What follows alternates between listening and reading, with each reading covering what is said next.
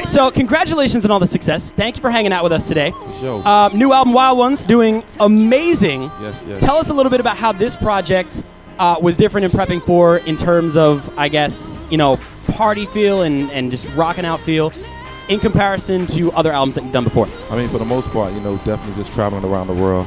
Definitely inspired by all the different parties, all the times that I've been rocking in front of like 100,000 fans. You know, I put all of that influence into the album, you know, working with different producers like DJ Frankie, Soulfly, Avicii. You know, I knew it helped me step it up to a level that I'll be pleased with. So, I mean, having singles like, you know, Whistle, Wild Ones, Good Feeling, I made sure the rest of the records is definitely, you know, on top as well. And I mean, guys, Whistle, Good Feeling, all these songs, incredible. Give it up for the man right here. He worked really, really hard. Thank you.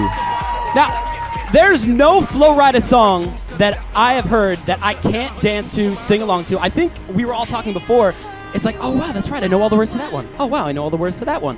When you're sitting down to write a song and to put the music together and to put the beats together and the words, how do you just always find the right rhythm, the words to get that party, you know, rocking out feel?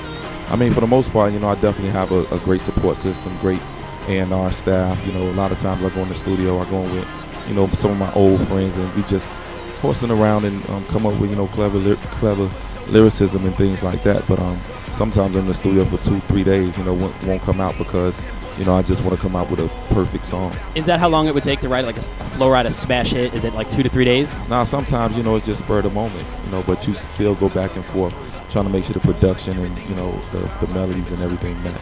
Yeah, and you give credit to the others, but I mean, it's obviously all I do. I got to congratulate you on the success of Whistle.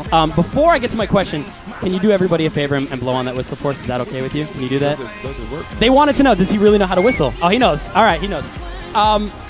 Another smash off the album. And so many hits off this album. Do you have a favorite one? Just tops all of them? Well, just getting the chance to work with the late great Miss Etta James, you know, definitely rest in peace to her. I was watching, you know, Cadillac Records like almost every day, you know, on my iPhones, you know, watching Beyonce, you know, do renditions of her. And then, you know, I heard the Avicii record. It was just like, wow, this would be amazing. To get that co-sign, you know, definitely was something that, you know, stood out far as being one of the records that I love on the album. You know, great positive influence on that record. You know, talk about, you know, never giving up, no matter how, you know, people try to put you down and everything. Dream big. So, I mean, that's my favorite. How cool is it to film a Flo Rida video? Because it honestly, if I could just spend a weekend filming one of your videos, I think that would be the most fun weekend I could ever possibly have. At this point, it's definitely amazing, you know, being able to travel to like places like Dubai, you know, go to, I went recently, did Whistle in Acapulco, Mexico. It was definitely very beautiful. But yeah, must be so hard. I try to make an adventure now, you know, as far as shooting videos. Definitely, and I gotta ask, I mean, you talk about how you're all over the place all the time. When do you relax, and how does Flo Rida relax? On a plane. Is that the only time you get sleep, was on a plane? Seem like it. I gotta ask a very serious question. I want to take a serious tone.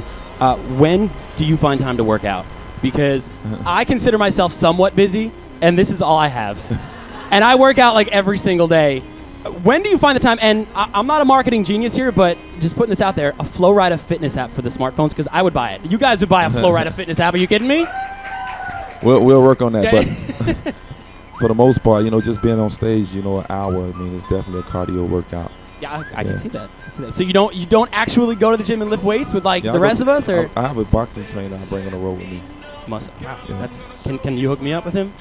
Do you think I have potential? Yeah, for sure. Are you just being nice right now? Yes, for sure. But getting to a really serious question, I just read yesterday, and I didn't know this, you helped to raise close to $1 million for breast cancer research. Give it up for the man right here, because unbelievable with the Think Pink concert. Yeah. How big of a role does charity play in not only your career, but your personal life as well? Major, because, you know, just starting out, you know, I remember, you know, rest in peace, Reggie White, you know, played football. You know, those guys would come into my neighborhood and just give me, you know, such a positive message, and, you know, that stuck with me and inspired me. And, you know, anything positive I'm always willing to get behind, such as, you know, breast cancer awareness. You know, I got the call to go perform like a couple of years back, and like every year, you know, I've been a part of that whole situation because, you know, I believe that everybody deserves a chance, you know, at life. And if I can help out, you know, I'm definitely going to, you know, do my best. Absolutely. Congratulate the man on that again. I mean, that's just really, really cool. We know you to have smash hits day in and day out.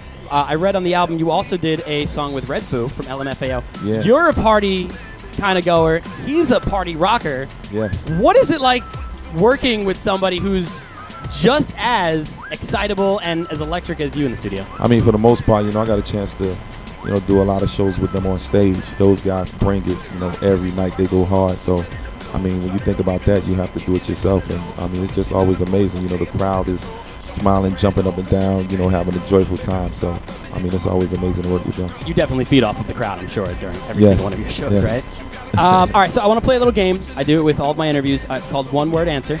I'm not going to let you see right here. I've seen it. Okay. Music today needs more. That's one word, so you're already out. No, I'm just kidding. All right. Music today needs more. Funk. Funk, all right. Favorite cocktail or beverage, alcoholic or non, to sip on at a Flo Rida party? Dom Perignon. He didn't bring any for you, so don't get too excited. Oh, I brought something. But not for you. Name of the most wild one in music today, excluding yourself. Oh, man. Because obviously you are. LMFAO. All right. Flo Rida's guiltiest of guilty pleasures. Probably just listening to Whistle over and over. Which should be your guilty pleasure as well, everybody. Everybody, give it up, Flo Rida.